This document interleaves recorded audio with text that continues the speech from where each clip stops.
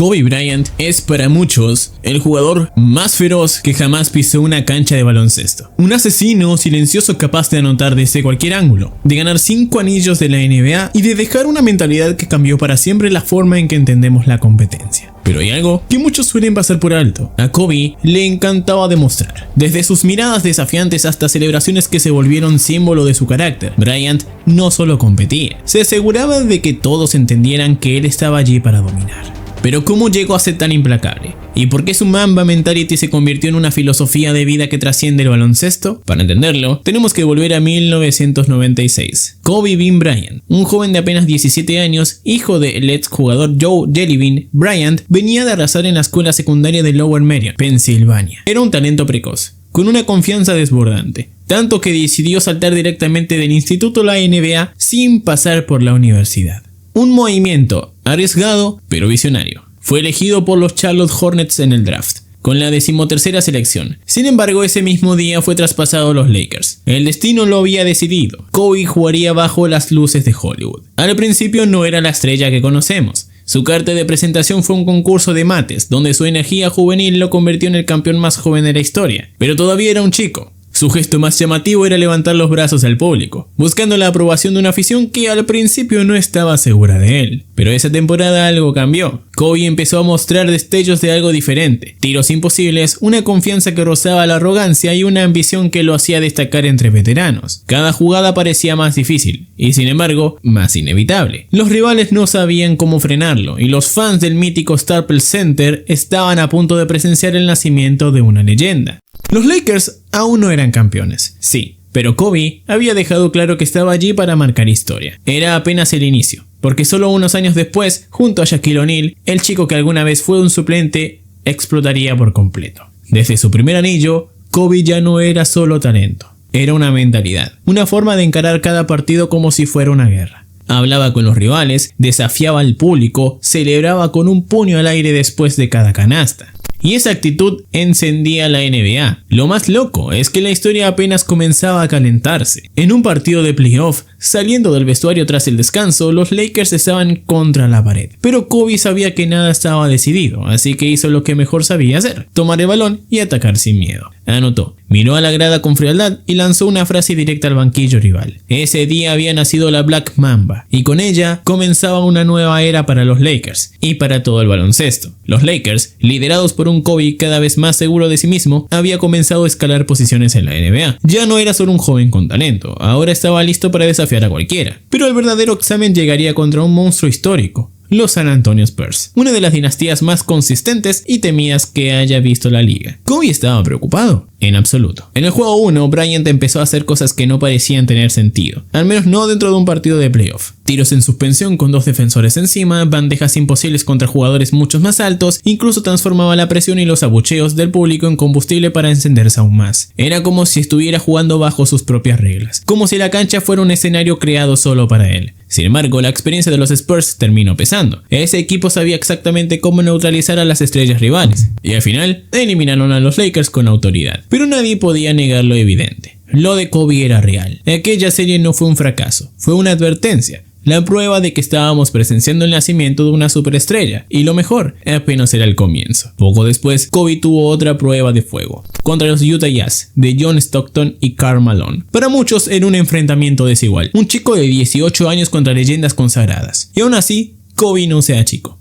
Tomó tiros en los momentos más tensos, algunos los metió, otros no, incluso llegó a fallar 4 tiros cruciales en un mismo partido de playoffs. Pero esa noche no lo destruyó, lo hizo más fuerte, porque Kobe tenía algo que pocos entendían: estaba dispuesto a fallar una y otra vez, si eso significaba crecer. La humillación inicial no lo frenó, al contrario, encendió la chispa. Sabía que si quería alcanzar su máximo potencial, algo debía cambiar, y rápido. Ese algo tenía nombre y apellido: Phil Jackson. Un hombre con anillos en sus dedos, un campeón que había entrenado nada menos que a Michael Jordan, y ahora con una filosofía diferente y un sistema que potenciaba a las grandes estrellas, estaba listo para transformar a Kobe Bryant en lo que siempre estuvo destinado a ser: una leyenda del baloncesto. Phil Jackson tenía una idea clara: transformar el talento salvaje de Kobe en una máquina imparable. Pero lo que no sabía era que entrenar a Bryant no sería tarea fácil. El 12 de junio del año 2000, en plenas finales contra los Indiana Pacers, tuvo una revelación. Kobe, con apenas 21 años, se lesionó el tobillo en el segundo partido. Muchos pensaron que quedaría fuera, pero en el juego 4 con Shaquille O'Neal eliminado por faltas, Bryant tomó el control, clavó canastas imposibles en tiempo extra y cerró el partido como si llevara décadas en la liga. Fue en ese momento cuando Jackson entendió que no estaba dirigiendo a un jugador normal, estaba guiando a un fenómeno que desafiaba toda lógica. Y justo cuando la temporada llegaba a su punto máximo, Kobe comenzó a vengarse de todos aquellos que lo habían cuestionado. Su estilo agresivo, elegante y letal encajaba a la perfección con el triángulo ofensivo de Phil. El resultado: los Lakers llegaron a las finales de la NBA como el mejor equipo del oeste. Pero había una gran pregunta en el aire: ¿podían ganar un campeonato con un joven de rostro a un adolescente al lado de Shaq como socio principal? La respuesta no fue sencilla. El camino estuvo lleno de obstáculos. En la primera ronda, Kobe dejó a todos boquiabiertos con tiros imposibles ante los Kings. En la segunda lo volvió a hacer contra los Blazers. Cada penetración parecía un puñal, cada fadeaway una obra de arte. Y así, los Lakers llegaron a las finales. Kobe aún no era MVP, pero ya se hablaba de él como el heredero natural de Michael Jordan. Todo parecía estar alineado, pero tras el tercer partido de la serie contra Indiana, el panorama cambió. Shaquille fue cargado de faltas y el peso del cierre cayó directamente sobre los hombros de Kobe. El joven estaba lesionado, cojeaba, pero no retrocedió. Los Pacers habían puesto a su mejor defensor sobre él. Lejos de intimidarse, Kobe lo miró a los ojos y aceptó el reto. A Kobe no le hacía ninguna gracia que lo dudaran. En el último cuarto y en la prórroga tomó el control total. Clavó canastas decisivas, levantó los brazos con arrogancia y lanzó esa mirada fría que dejaba claro que estaban haciendo un asesino. Terminó con 28 puntos. Y lo hizo todo. Manejó el balón, asistió, anotó en los momentos más tensos y dejó temblando al Bankers Life Fieldhouse. Pero el espectáculo no terminó ahí. En el quinto partido de esas finales, Kobe dejó una de sus celebraciones más memorables. Tras clavar un tiro en suspensión con la defensa encima, se golpeó el pecho y señaló al cielo, como diciendo: esto es mío. ¿Otros lo habían hecho antes? Tal vez, pero nadie lo transmitía con la intensidad de Kobe. También levantó los brazos al público tras un alley-oop perfecto a Shaq, exigiendo ruido, energía, fuego. Y al sonar la bocina final, los Lakers eran campeones. Pero Kobe no se conformó. Esa victoria solo encendió la llama. Lo que vendría después sería una de las etapas más dominantes que el baloncesto haya presenciado. Y sí, todo comenzó con un reto. Rivales que pensaban que podían detenerlo, defensores que creían que podían desgastarlo, jugadores que soñaban con frenarlo. Pero Kobe tenía otros planes. La temporada 2005-2006 fue sin duda un punto de inflexión. El 3 veces campeón Kobe Bryant ya no era una estrella, era una amenaza imparable. En un partido contra los Dallas Mavericks, terminó 3 cuartos con 62 puntos. Sí, 62. En apenas 36 minutos de juego. Y lo más impactante, él solo había anotado más que todo el equipo rival en ese momento. Pero ¿de dónde salía esa motivación? Su compañero Lamar Odom lo resumió una vez. Kobe era capaz de inventarse razones para encenderse. Un comentario de un rival, un abucheo del público, incluso algo que leía en los diarios. Todo se convertía en gasolina. A partir de ahí, los Lakers se transformaron en el equipo más temido en el último cuarto. Porque si el partido estaba parejo, Kobe lo cerraba. Una y otra vez. Sí, un jugador motivado, un jugador movido por una obsesión inquebrantable. Destruía partidos en apenas unos minutos. Y no solo lo impulsaban las críticas, también lo hacían los desafíos directos, como cuando un joven jugador se atrevía a provocarlo y Kobe respondía con una lluvia de canastas imposibles. Pero lo mejor aún estaba por venir. Enero de 2006. Kobe estaba en plena racha de anotación histórica, y lo que hizo aquel 22 de enero fue simplemente ridículo. El partido contra los Raptors estaba parejo al inicio, pero en la segunda mitad Kobe encendió la mecha. Bandejas imposibles, fadeaways desde la esquina, triples tras bote, cada jugada parecía escrita en un guión. Y poco a poco el público empezó a darse cuenta de que estaba presenciando algo histórico. Y ahí, Kobe dejó al mundo entero en estado de shock. Ese 22 de enero de 2006, Kobe anotó 55 puntos solo en la segunda mitad. Sí, 55 en 2 cuartos. Y con cada jugada dejaba congelados a los aficionados. Era como si estuvieran viendo a un jugador de otro planeta. Cada tiro parecía más imposible que el anterior. Bandejas con contacto, triples lejanos, tiros en suspensión con 2 defensores encima. No importaba, todo entraba. Y cuando el marcador final se detuvo, el mundo entero quedó en shock. Kobe había anotado 81 puntos.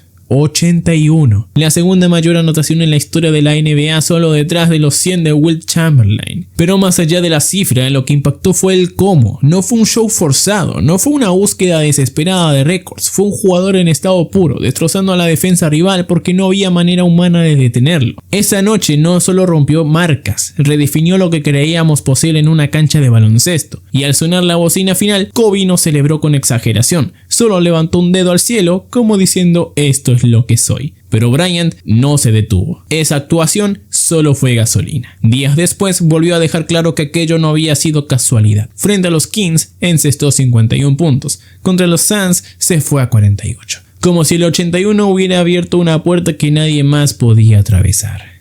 Y lo más sorprendente es que esa ni siquiera sería su temporada más completa. En 2008, Kobe llevaría a los Lakers a las finales, y aunque perdería contra los Boston Celtics, esa derrota no lo derrumbó, lo fortaleció, lo transformó en un líder más cruel, más exigente, más decidido, a no volver a caer en la misma trampa. Y entonces llegó 2009. Los Lakers eran un equipo renovado, con Pau Gasol como socio perfecto y Phil Jackson al mando. Kobe tenía lo que necesitaba para volver en lo más alto, y lo hizo con estilo. En las finales contra Orlando arrasó. Cada noche era un espectáculo. Cada jugada llevaba el sello de la Mamba. El resultado, su cuarto anillo. Pero lo más importante, su primer premio como MVP de las finales, el trofeo que lo coronaba, al fin como líder absoluto de los Lakers. Pero Kobe no se conformó. Esa victoria solo encendió aún más la Mamba mentality. Con la revancha de 2009 ya consumada, los Lakers se preparaban para un desafío titánico. Las finales de 2010 contra los Boston Celtics, el mismo equipo que 2 años antes los había humillado en 6 juegos. El enemigo histórico. El obstáculo que separaba a Kobe de la gloria absoluta. Pero en el cuarto partido todo se derrumbó. Boston, con Pierce, Garnett y Allen, se adelantó en la serie. Los Lakers parecían al borde del colapso. Y para empeorar el panorama, la prensa no dudaba en recordarlo. Si Kobe perdía otra vez contra los Celtics, su legado quedaría marcado para siempre. Kobe estaba contra las cuerdas. Sabía que esa serie no era un desafío cualquiera, era una batalla por su reputación, por demostrar que podía liderar sin Shaq, por escribir su propia historia en las páginas más pesadas de la NBA. La Black Mamba se transformó, jugó con una intensidad que incluso sus rivales reconocieron después como inhumana. Cada jugada llevaba su sello, cada canasta era un mensaje directo a sus críticos. En el juego 5, pese a los 38 puntos de Kobe, los Lakers cayeron. Pero no era el final. En el sexto, Los Ángeles explotó. Y en el séptimo, Kobe libró una de las batallas más feroces de su carrera. No fue una exhibición de eficiencia, fue una guerra de resistencia. Peleó cada rebote, cada defensa, cada posición. Terminó con 23 puntos y 15 rebotes. Y sobre todo, con la victoria más importante de su vida. Los Lakers habían hecho historia. Kobe había derrotado a los Celtics y por primera vez se sintió completamente liberado. Ya no había dudas, era el líder absoluto. El heredero legítimo, uno de los más grandes de todos los tiempos. ¿Era este el cierre perfecto para su carrera? Parecía que sí, pero entonces todo cambió. Las lesiones comenzaron a aparecer. El talón de Aquiles, la rodilla, el hombro. Y con ellas surgió una nueva pregunta. ¿Podría Kobe seguir siendo Kobe cuando su cuerpo ya no respondiera como antes? La respuesta llegó el 13 de abril de 2016. No fue solo un partido, fue una obra de arte. En su despedida, Kobe no anotó un par de canastas, anotó 60 puntos. Sí, 60, con 37 años, después de 20 temporadas. Esa noche dejó claro que su esencia no dependía de su físico. Él era y siempre sería Kobe Bryant. Pero con cada canasta surgía otra pregunta. ¿Estaba Kobe cambiando o incluso arruinando el baloncesto? Porque ya no importaba qué gimnasio visitaras, los niños no practicaban solo pases ni jugadas colectivas, no soñaban con ser bases que repartían asistencias, lo que querían era anotar como Kobe, hacer fadeaways imposibles, copiar su paso atrás, lanzar con un defensor encima y aún así encestar. Y no solo imitaban sus tiros, también sus gestos, la mirada asesina, el puño cerrado después de una canasta, el famoso grito de celebración tras un mate. Todo se convirtió en un símbolo que trascendía la cancha. La NBA entera empezó a copiar parte de su modelo, una liga con más 1 contra 1, con más confianza en los jugadores capaces de tomar tiros difíciles, con más espectáculo, con más agresividad. Lo que comenzó como una inspiración, pronto se volvió debate. Muchos entrenadores de la vieja escuela decían que Bryant estaba enseñando malos hábitos, que ningún jugador joven debería intentar los tiros que él lanzaba sin pestañear, que con su estilo estaba arruinando la eficiencia del juego. Y claro, no tardó en aparecer el culpable perfecto, Kobe Bryant, el chico que convirtió la dificultad en arte. Ahora era acusado de haber convertido la NBA en un escenario individualista, pero entre el ruido Kobe hizo lo que mejor sabía hacer, seguir siendo Kobe.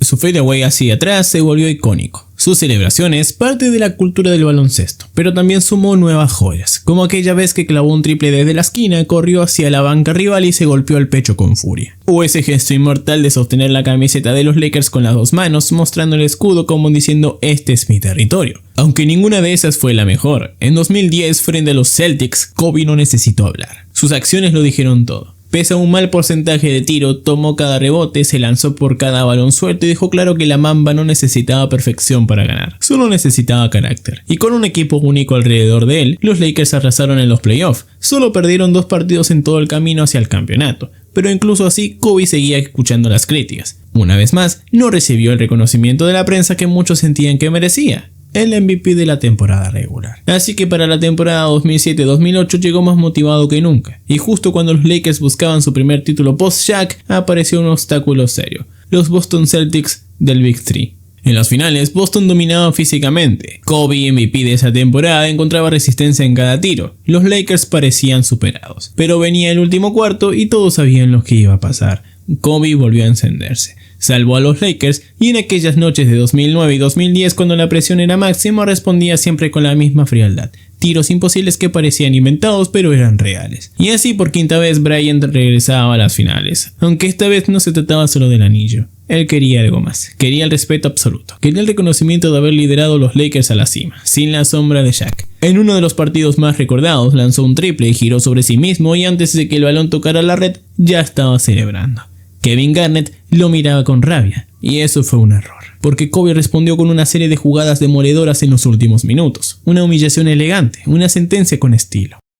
Los Lakers vencieron a los Celtics, y Kobe finalmente levantó el premio que lo había eludido tantas veces, el MVP de las finales. Era el momento que lo consolidaba como uno de los más grandes de todos los tiempos. Pero justo cuando todo parecía perfecto, todo comenzó a desmoronarse. En 2013, una lesión en el talón de Aquiles cambió todo. Kobe cayó al suelo, pero incluso roto volvió a la cancha. Tiró sus tiros lesionados, cojeando como un símbolo eterno de su carácter. Los Lakers no volvieron a ser contendientes, y con la marcha de grandes piezas, muchos aseguraron que la dinastía angelina había llegado a su fin. Y en ese panorama oscuro solo quedaba un rayo de luz: Kobe Bryant. A pesar de las dudas, Kobe seguía siendo, Kobe Bryant.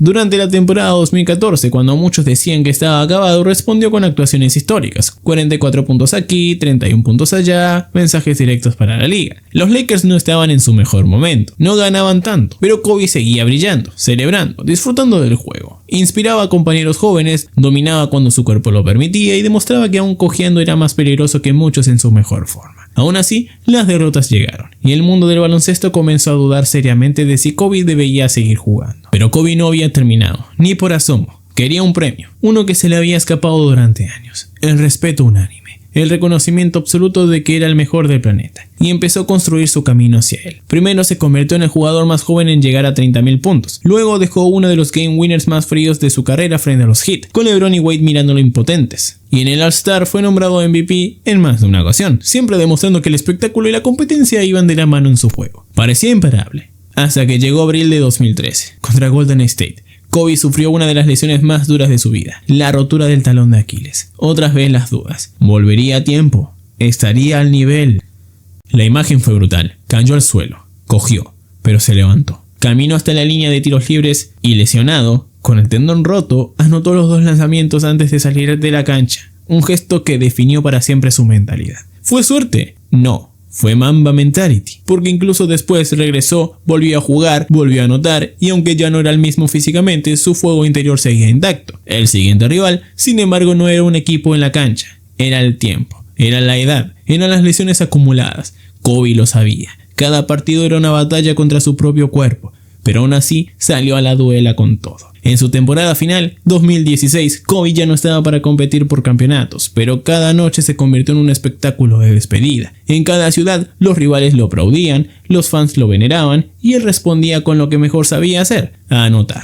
Hubo noches de 30, de 40, y en su último partido, la leyenda cerró su carrera con un recital de 60. Sí, 60 puntos. En su despedida, una locura irrepetible. Y tras ese show, lanzó su mensaje definitivo: Mamba out. La bestia se retiraba, pero el legado apenas estaba por venir. Solo unos años después de aquella lesión, Kobe ya estaba en la recta final de su carrera, y Kobe volvió a ser Kobe. En cada ciudad donde jugaba celebraba con una nueva ovación. En cada partido sacaba su ya legendaria Mamba Mentality. Buenas noches, rivales. Hora de recordar quién soy. Los oponentes no tenían oportunidad. En su tour de despedida las canchas se llenaban solo para verlo. Cada noche era un homenaje en vida. Pero al cierre de su último partido muchos comenzaron a dudar otra vez. ¿Tenía Kobe lo necesario para cerrar su carrera de la forma más grande posible? ¿Podría al fin dejar un mensaje imborrable en su despedida? Él no dudaba. De hecho, les dijo a todos en su discurso previo que aún tenía un poco de gasolina en el tanque. Y esa noche lo demostró.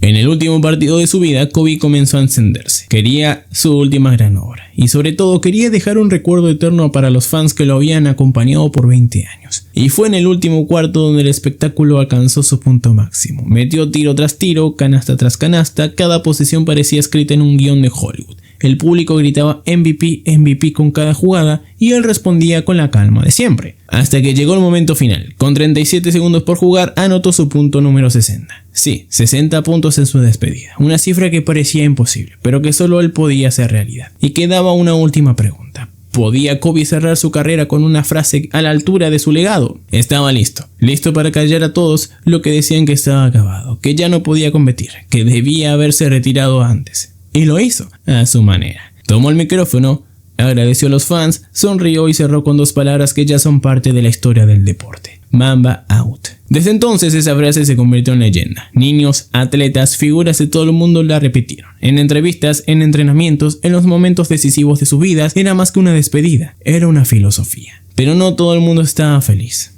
En 2020, tras su trágico fallecimiento, surgieron las voces que decían que Kobe había dejado un vacío imposible de llenar. Que de algún modo, con su partida, el baloncesto había perdido algo que nunca se recuperaría. En la realidad, Kobe no arruinó nada. Lo revolucionó. Y lo hizo con una herramienta tan simple como letal. Su mentalidad.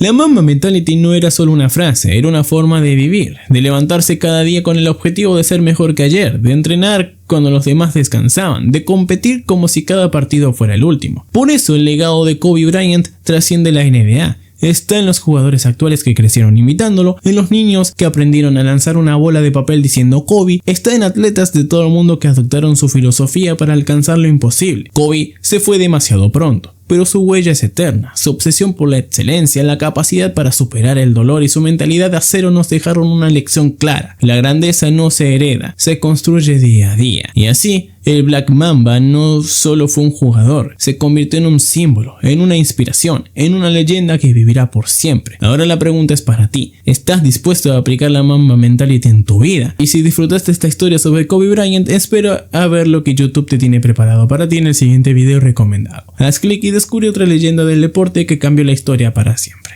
Nos vemos allí.